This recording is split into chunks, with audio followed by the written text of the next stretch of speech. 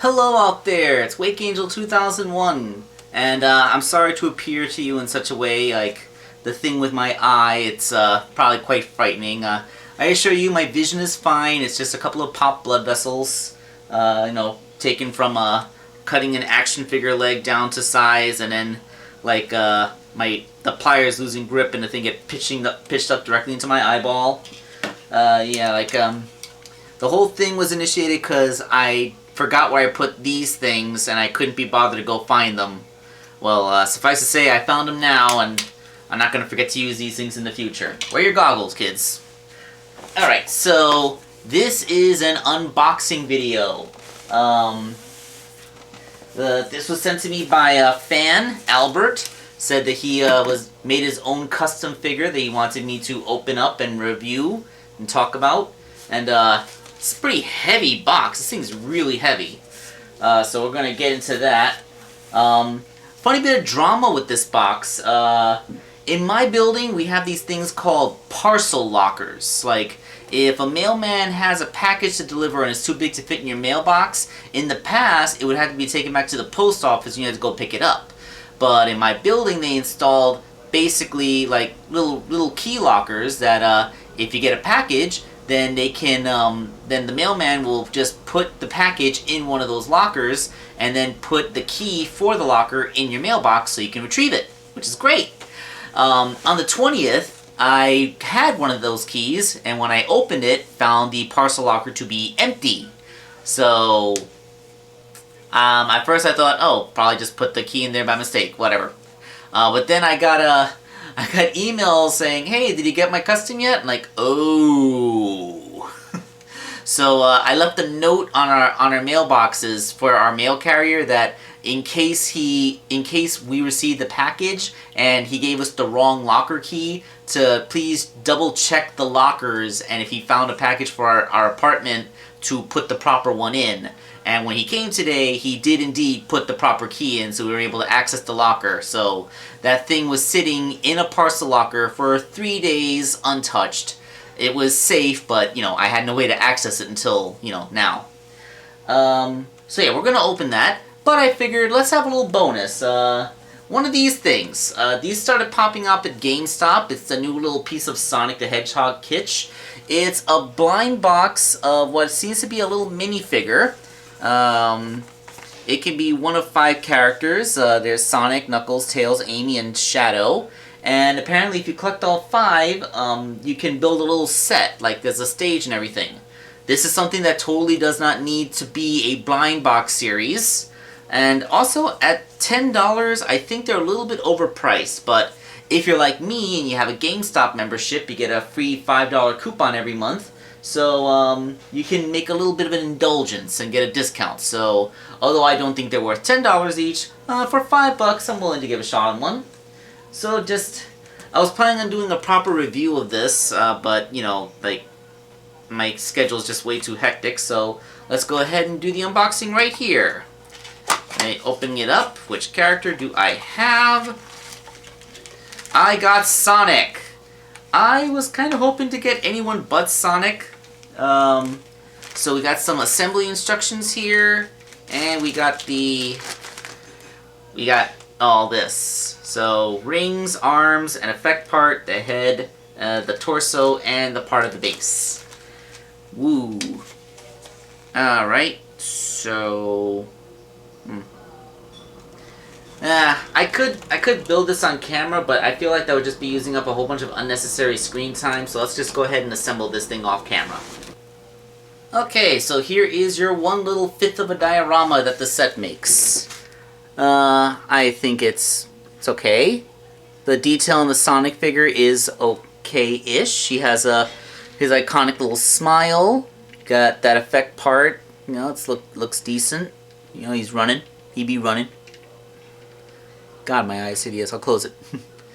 Yeah, he be running. He's, yeah.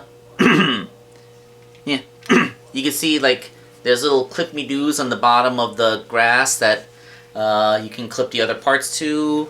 There's some actual sculpted relief of grass on there. So, it's not just a flat plane painted green and darker green. Gotta respect that.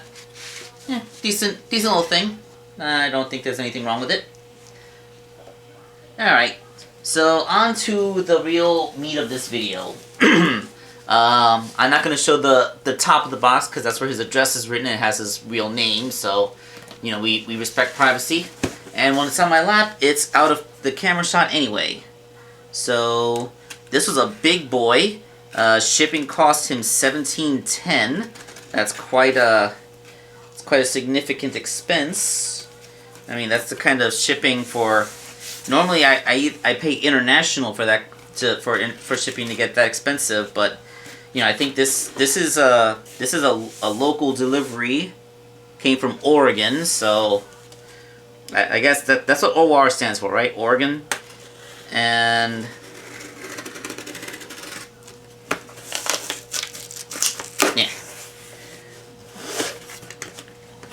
And the box contains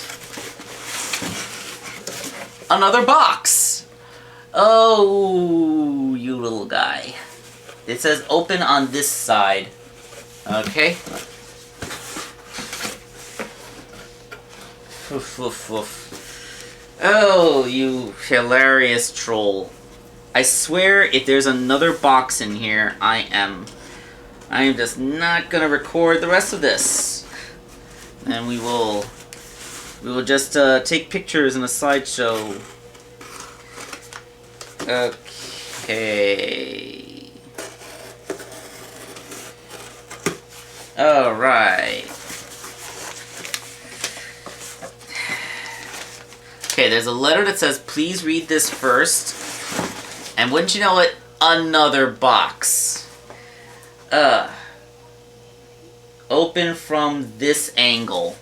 It's like I gotta open it from this side face camera. Wow. Return using this box. Ah, yes. Alright, so let's read this first. Oh, why did you seal the envelope? You put the envelope inside of a box. You did not need to seal the envelope.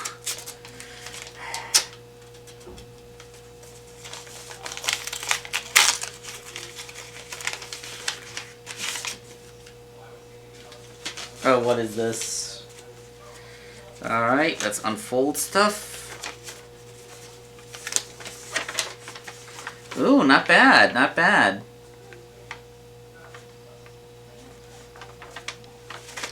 Got a nice little fan art drawn. Picture of his own character, mine. To scale of what an actual Sonic would look like standing next to a realistically scaled human. Got very nice Ridley in the background. Gex, the Saturday morning version of Sonic. Yeah, it's kind of nice. I'm hoping that this comes through without being saturated by the ring light. Not bad. I feel like I recognize the art style of the self-portrait. When I was a teenager, I had a how to draw manga book, which had character designs that look very similar to that. I think all of us young artists go through that phase. Alright, and we have a letter. Dear Wake Angel, I'm starting to make custom action figures. This is my first custom I completed, and I want to see your opinion of this figure. And after you review it, please send it back so I can make a better one of this custom for you as thanks for your gift for inspiring me to make custom figures. I was originally going to send this custom sooner, but one of my YouTube friends, Nathan Prazel, aka the Shadow 1-1, the Shadow 1, like the word 1 with the number 1 after it, died. Oh, man, that's sad. It's really sad when YouTubers die. It's been around for 15 years, so it's a statistical inevitability, but it's really sad to find that out. I'm sorry for your loss, bro. So if you could help me make the word out and let people know about this, that would help me feel better. He was a Bionicle fan like me, and how I'm going to continue his YouTube channel's legacy as the friend I am, because that's what friends are for. Here you get to enjoy looking at this custom. I will make one for you as soon as you feel like you're ready to return it. From as a longtime fan of your channel, Albert Samuel Wood. I don't think I should have read his full name out loud, whatever. P.S. Could you please use your original old intro for the review? I like the OG WA2K intro more. Sorry, I don't have those files anymore. It's they're in the old laptop, which has basically died. It takes half an hour to get the thing to start up, and I can't really transfer files from it anymore. So the only file that exists on my laptop is the the one the. All right, so this side has to face the camera. This side faces me. So let's see. I guess I'm cutting the tape first. He used that paper tape and he like double layered it.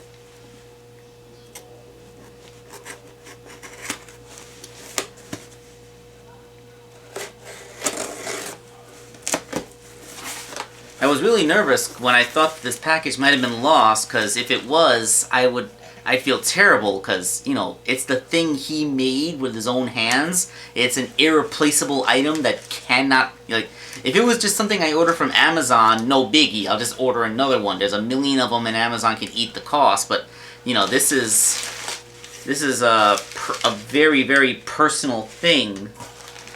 Oh, wow. Oh, wow. Okay. Okay. I see what you did there. Nice. I recognize these little gumball rings that you can get from boxes. Lightning effects parts. Couple of magic parts from a Doctor Strange character. Dang, this thing is heavy. It's dense as hell. It is an Ixis Naugus. Good night. Hold on. Can I change the settings on this thing? Yeah. Warmer light that won't saturate it? Yeah. So let's undo this cape. Look at that huge flowing cape. Yeah, I think you gotta plug in the tail. If you're looking for notes, I think you buried the ball joint a little bit too deep to the point where it limited his tail somewhat, but it's still okay-ish. Yeah, look at that. That is, I think this was originally a Hulk figure, given how tall it is. Yeah, he used a ball joint, probably from Bionicle or some other Lego Technic style set, so that he could have his head here. And look, it's nice. Like usually when you have a hunched over figure like that, the head swivel just does this, but he actually can look left and right, somewhat. Like not a lot, but somewhat.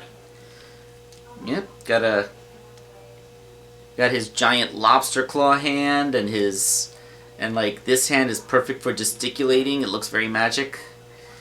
Yeah, like, oof. Really big, heavy, dense figure.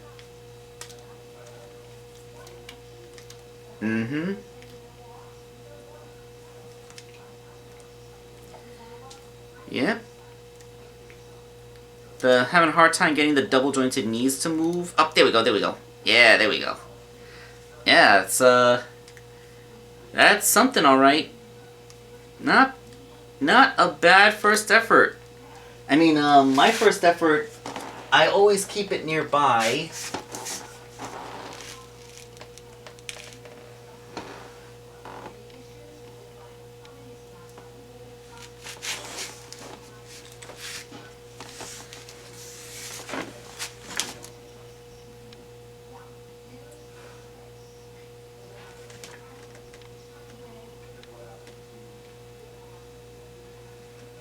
It's buried way back there under a whole bunch of other action figures. I'm not going to dig through that, but I do keep another one of my early efforts behind me. My Darkspine Sonic and Mecha Knuckles from Sonic Advance customs. Yeah, I made use of a pseudo packaging, the one that came with issue 200 of the comic book. In case you're wondering why it looks so pristine, it's because I cut a flap on the bottom to get the figures out instead of peeling off the bubble. So I can still maintain a pseudo mint in box look for them. So yeah, like like, I made these two figures, like, within a few months of making Scourge, my very first custom, so this does represent some of my earliest efforts as a customizer, preserved as best I could. And, you know, I'm still kind of proud of those, even though, like, I've changed so much. Those two are basically repaints with just a little bit of polymer clay on Knuckles' chest and for Darkspine Sonic's rings. Nowadays, I would use much more robust materials. But, yeah, this looks amazing. That's freaking amazing Ixis Naugus. Let's see, do I have anything standing by? Let's see, I have the most recent custom that I made. I haven't actually made the video for this guy yet, so I guess we should hold off. I got a Supersonic close to hand, so you can see how he scales with the Jakks Pacific 4-inch figures. Yeah, this is a big dude. Probably would scale this guy next to 5-inch figures, or the Ultimate Sonic figure. Yeah. Okay, so if you're looking for some notes, alright, okay. I can see what you're going for. Like, I understand it can be difficult to sculpt large, but there is a trick, like, you see, your sculpting has a lot of fingerprints and like, visible, like, press marks. There is a trick to this. You gotta, like, okay, first, you put on your function layer first, like, whether it's made out of, like, aluminum foil so that it stays a little bit lighter, or if you use a more disposable material that goes inside, like air dry paper clay or something or whatever. When you make your top layer, the part that you're gonna paint, it would be good to, like, keep a cup of water on hand and literally just dip your fingers in it so your fingertips are nice and wet and slick, and that will allow you to sculpt, to like smooth the surface over, so that you can have like a smooth sculpt that doesn't show your fingerprints and it doesn't have pinch bumps. You know, like, after you get the basic shape in, you just kind of like literally run wet fingers over it like this to like smooth out these bumps and you get a smoother sculpt that way. And you need patience for that. Like, when I work on figures in that way, I literally make one part at a time sometimes. Like, if I had to hold a part of the figure, like, and so that I can sculpt that one part, so that after it hardens, then I can hold it by that part while I sculpt something else. That's something you gotta do. It'll take time, but that's why it's a handcrafted item and not just something you pour into injection molds like a soulless machine. And your paint job, like, you can see how his paintwork is a little splotchy. Part of this could be the brands of paints you're using. Like, I know, like, cheap craft paints are probably the easiest to get your hands on, but they don't really look the best, especially when you're trying to paint plastic like this, because most craft paints are made for wood or paper, stuff like that. So there's two things you can do to mitigate it. One is the brand of paint you use. For example, nowadays I use Vallejo model paints. These are paints that are normally used to paint miniatures or model kits and stuff. So it's a plastic that's very specifically designed to work on plastic. So these are very good for painting action figures rather smoothly. And the second thing to do is know your brushes. Like, when you want to do detail work, like getting the details around the eyes, use a very fine tip brush, something like this. And when you're doing large surface areas like his skin or his clothing elements, you can use a broader brush, something like this. And the important thing, one, make sure the bristles are soft. This brush is already starting to get old, and the tip of it is still soft enough that I can work with it, but it's really stiff at the base. So this paintbrush is nearing the end of its life cycle. But also, make sure the brush is a little wetter. Like, it doesn't take much. You just saw me dip in water right now, and now there's some there's moisture in this brush, so that when I dip it in the paint, the water will mix with the paint, and when you apply it, it'll be thinner and smoother. This way you don't get clumping, you don't get visible brush strokes, and it looks nicer when you paint it that way. Yes, for large figures like this, it can be kind of an irritant to do, but like compare what I did to my SWAT bot here. You can see like there's no real clumping. There's unfortunate paint scrape in the joints because sometimes that's inevitable, but like on the smooth areas you can see the paint is applied quite evenly. There's no chipping, there's no gaps, you don't see the brushstroke lines. And you can see on the parts that I hand sculpted, you can see that there's no visible fingerprints and it's not lumpy. Again, that's, like I said, wet your fingers and just like move your fingers, like don't be squeezing it and then letting it go, because you're gonna leave a fingerprint there. You wanna like you have a motion going so that it can't capture your fingerprints. But yeah, other than that, this is a pretty epic Naugus here. Like, wow. Like several points of articulation on the tail.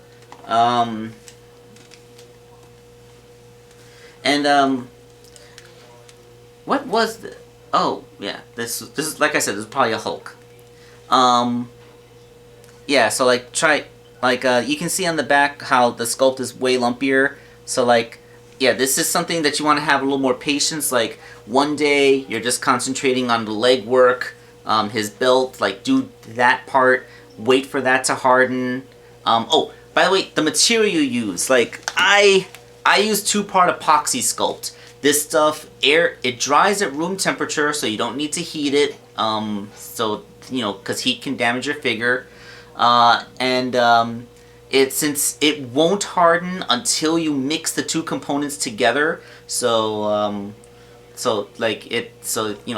can keep your components. You can keep mixing new stuff as you need more.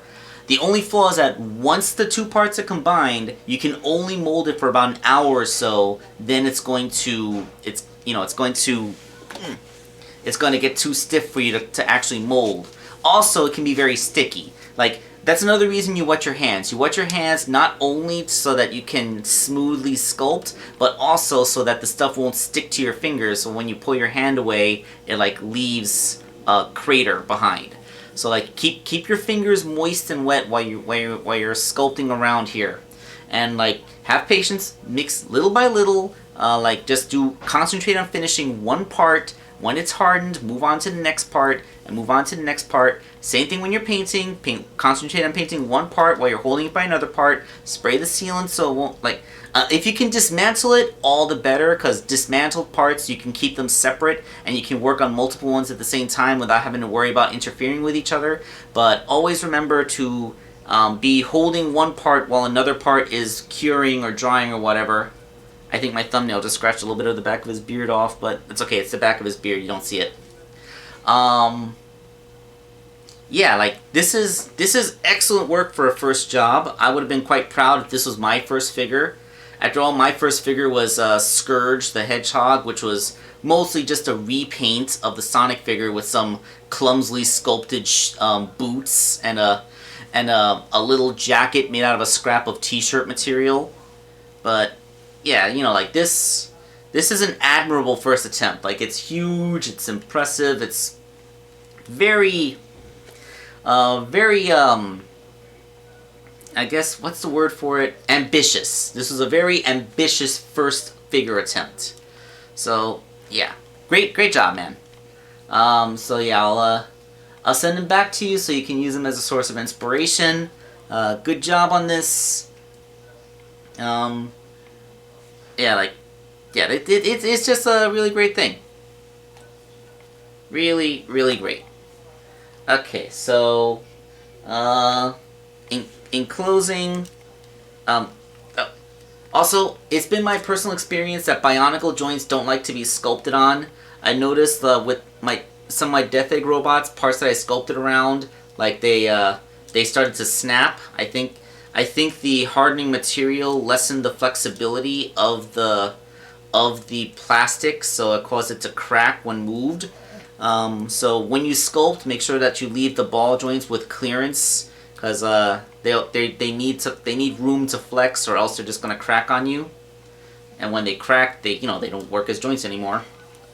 And other than that, yeah, really great first effort. Really amazingly fantastic first effort. So in closing, really good work on the sculpting. Let me refer to the letter so I don't mispronounce anything. Great work, Albert. Fantastic job. And for Shadow11, rest in peace. I'm sure that this guy touched a lot of lives. That's the fate of us YouTubers. Hopefully, hopefully, however he went, it was, wasn't too bad. Like, I don't know anything about the circumstances of how he died, but I'm sure he meant a lot to other people. So, rest in peace, buddy. Even though I've never met you, I'm sure you were a pretty solid guy. So, thank you all for watching this video, and this is Wake Angel 2001 signing off.